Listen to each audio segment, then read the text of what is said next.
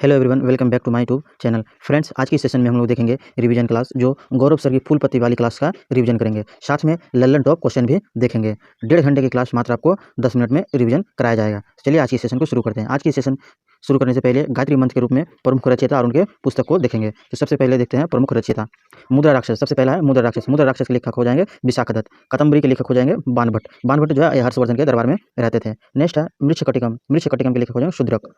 रत्नावली, रत्नावली के हो जाएंगे हर्षवर्धन। नेक्स्ट है सी यू की वेनसांग द्वारा लिखा गया है। नेक्स्ट है इंडिका। इंडिका के रचनाकार हो जाएंगे मेगास्थनीज। इंडिका के लेखक हो जाएंगे मेगास्थनीज। किताब उल हिंद और तहकीक हिंद के हो जाएंगे अल बरूनी। किताब उल हिंद और तहकीक हिंद के हो जाएंगे अल बरूनी। राजतरंगिनी के हो जाएंगे कल्हन। राजतरंगिनी के हो जाएंगे कल्हन। अष्टाध्यायी के लेखक हो जाएंगे पाणिनि। सूर्य सिद्धांत के लेखक हो जाएंगे आर्यभट्ट। सूर्य सिद्धांत के हो जाएंगे आर्यभट्ट। लीलावती के हो जाएंगे भास्कर द्वितीय। लीलावती के हो जाएंगे कौन? भास्कर द्वितीय। इंडिया डिवाइडेड के लेखक हो जाएंगे doctor Rajendra Prasad. India divided doctor Rajendra Prasad. बंदी जीवन के रचयिता हो जाएंगे सचिंद्र नाथ। बंदी जीवन सचिंद्र नाथ। इंडियन स्ट्रगल के हो जाएंगे सुभाष चंद्र बोस। इंडियन स्ट्रगल के रचनाकार हो जाएंगे सुभाष चंद्र बोस। हिंद स्वराज के रचनाकार हो जाएंगे गांधी जी। गुलामगिरी के लेखक हो जाएंगे ज्योतिबा फुले। गुलामगिरी के लेखक Jyotiba Phule. India wins freedom के लेखक हो जाएंगे Abul Kalam Azad. India wins freedom के लेखक हो जाएंगे अबुल कलाम आजाद। और भाष्य की रचना हो जाएंगे पतंजलि। पतंजलि के द्वारा भाष्य की रचना की गई थी। नेक्स्ट है, इस बार देखेंगे फ्रेंड्स हम लोग घास के मैदान और जगह पर कहे जाने वाले नाम। किस देश में किस घास को किस नाम से जाना जाता है, यानी घास के मैदान के क्षेत्र को क्या कहे जाते हैं। पंपास। पंपास जो है अर्जेंटीना देश में कहे जाते हैं। घास के मैदान को अर्जेंटीना में पंपास कहा जाता है। लानोज, वेनेजुएला में लानोस कहा जाता है। वेनेजुएला में क्या बोले जाते हैं? लानोस। साउथ अफ्रीका में क्या कहते हैं? वेल्स। वेल्स। साउथ अफ्रीका में घास के मैदान क्या कहते हैं? वेल्स कहते हैं। और डाउन्स हो जाएंगे ऑस्ट्रेलिया। ऑस्ट्रेलिया देश में क्या कहते हैं? डाउन्स कहते हैं। पुस्तताज कहेंगे हंगरी में। हंगरी देश में क्या बोलेंगे? पुस्तताज कहेंगे। प्रे रिच बोलेंगे नॉर्थ अमेरिका में। नॉर्थ अमेरिका में क्या बोलेंगे? प्रे रिच बोलेंगे। नॉर्थ अमेरिका में क्या बोलेंगे? प्रे रिच बोलेंगे। इस बार मरुस्थल देखते हैं। मरुस्थल में क्या क्या है? सहारा मरुस्थल। सहारा मरुस्थल जो है ये अफ्रीका देश में जो सबसे बड़ा मरुस्थल है। सबसे बड़ा मरुस्थल अफ्रीका में है सहारा मरुस्थल। गिब्बन्स और ग्रेट विक्टोरियन मरुस्थल ये ऑस्ट्रेलिया में पाए जाते हैं। दो मरुस्थल पाए जाने की वजह से इन्हें प्यासी भूमि की धरती कहा जाता है। प्यासी भूमि की धरती ऑस्ट्रेलिया, जिसमें गिब्बन्स और ग्रेट विक्टोरियन मरुस्थल पाए जाते हैं। अल नेफदू और रव अल खाली। अल नेफदू और रव अल खाली जो है मरुस्थल, ये सऊदी अरब में पाए जाते हैं। इनकी विशेषता है विश्व का सबसे बड़ा रेतीला मरुस्थल है। विश्व का सबसे बड़ा मरुस्थल है रव अल खाली मरुस्थल। रव अल खाली मरुस्थल जो है विश्व का सबसे बड़ा मरुस्थल है। नेक्स्ट है कालाहारी मरुस्थल, बोत्सवाना, यानी अफ्रीका महाद्वीप में अवस्थित है। अफ्रीका महाद्वीप में अवस्थित है। कालाहारी मरुस्थल जो है बोत्सवाना देश में अवस्थित है और अफ्रीका महाद्वीप में अवस्थित है। गोबी मरुस्थल मंगोलिया और चीन देश में है। गोबी मरुस्थल जो है मंगोलिया और चीन देश में है। टकला मकान मरुस्थल चीन में अवस्थित है। टकला मकान मरुस्थल कहाँ स्थित है? चीन में अवस्थित है। अटकामा मरुस्थल चिली में अवस्थित है। अटकामा मरुस्थल चिली और पेरू की सीमा पर अवस्थित है, जो शुष्क मरुस्थल है। दक्षिण अमेरिका में अवस्थित है। अटकामा मरुस्थल चिली और पेरू देश की सीमा पर अवस्थित है। पेंटागोनिया का मरुस्थल अर्जेंटीना में अवस्थित है, ये जो ठंडा मरुस्थल है। पेंटागोनिया का मरुस्थल अर्जेंटीना देश में है, जो ठंडा मरुस्थल है। नेक्स्ट देखते हैं ज्वालामुखी से रिलेटेड।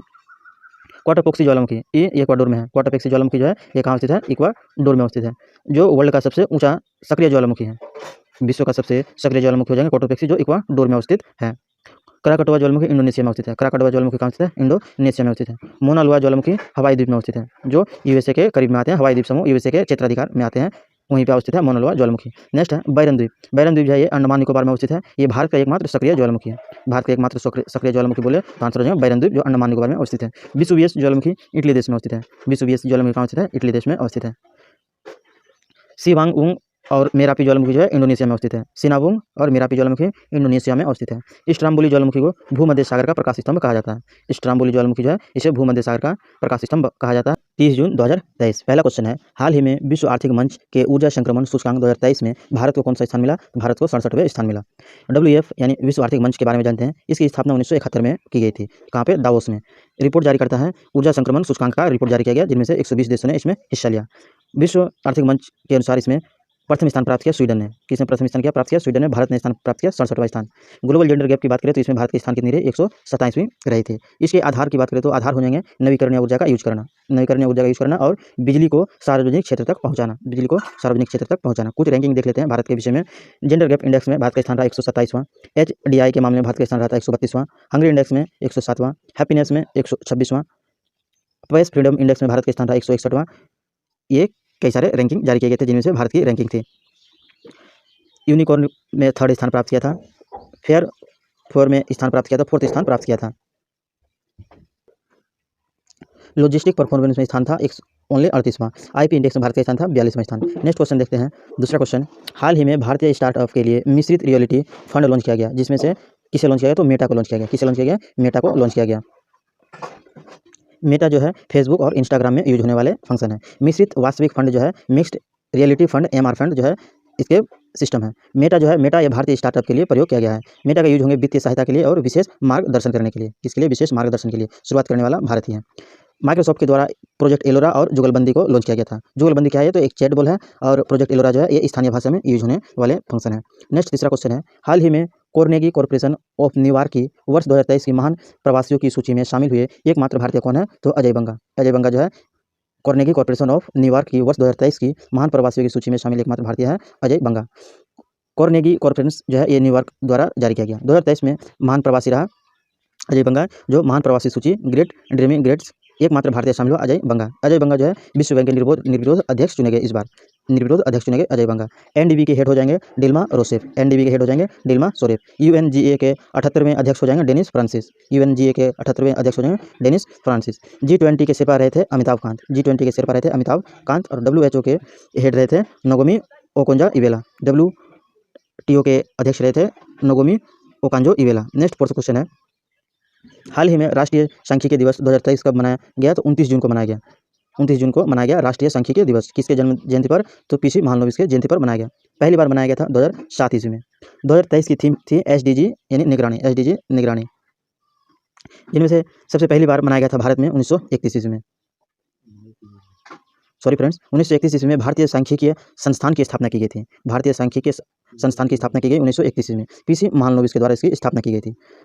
सेकंड पंचवर्षीय योजना 1956 से 61 ईस्वी में पीसी महालनोबिस मॉडल पर आधारित था। 1956 से 61 के बीच जो दूसरी पंचवर्षीय योजना हुई थी उसमें किसकी अध्यक्षता में हुआ था? पीसी महालनोबिस की अध्यक्षता में हुआ था, जिसमें उद्योग पर बल दिया गया था। किसमें बल दिया गया था? उद्योग पर बल दिया गया था।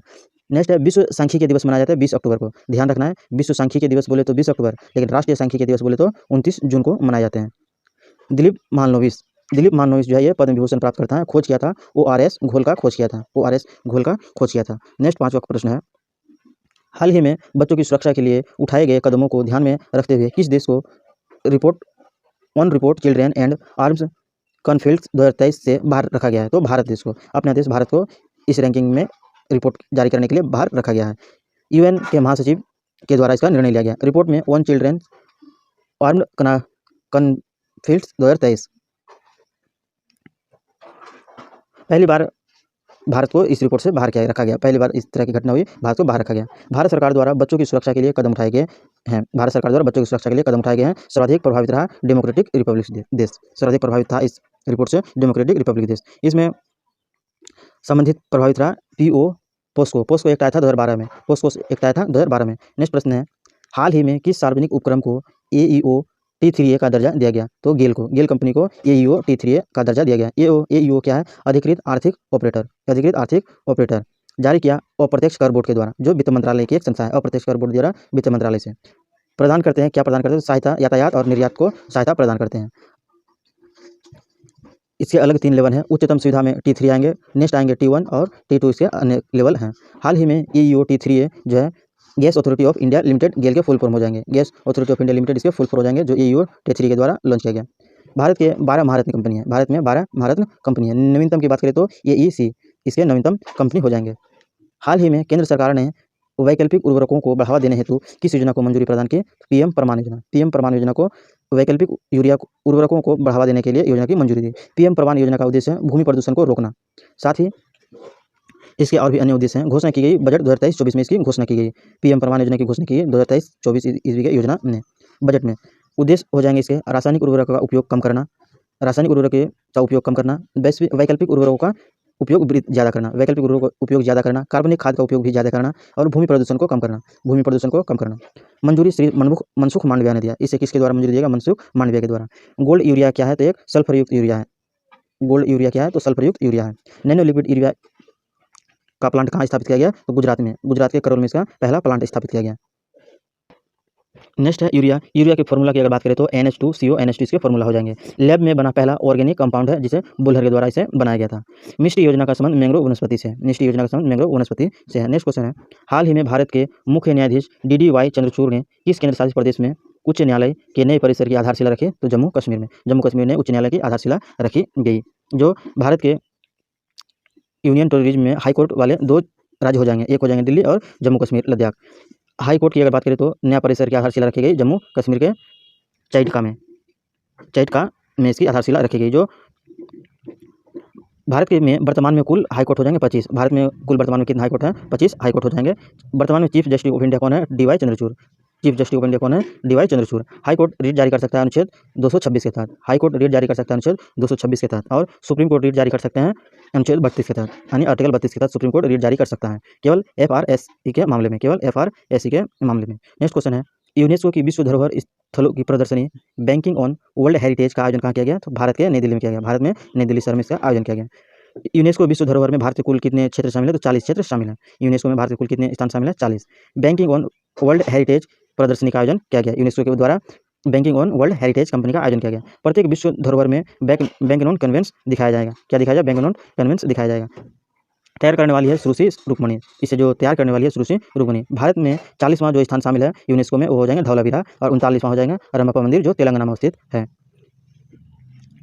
उसके बाद नेक्स्ट है इन 40 में से 32वां क्षेत्र सांस्कृतिक धरोहर से संबंधित है। 7 क्षेत्र जो है एक प्राकृतिक से संबंधित है, और एक है मिश्रित युगल का जो कंचनजंगा सिक्किम में स्थित है। ध्यान रखना है यूनेस्को के शामिल मिश्रित युगल का एक क्षेत्र है तो कंचनजंगा।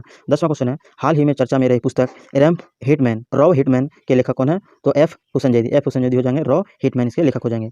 रॉ एजेंट के अगर बात करें, रॉ एजेंट के लेखक हो जाएंगे लक्ष्मण सिंह, जो एक सच्ची कहानी है। लक्ष्मण सिंह द्वारा रचित है रॉ एजेंट। और अगर बोले रॉ हिटमैन किसके लेखक हैं तो हुसैन जैदी की रचना है।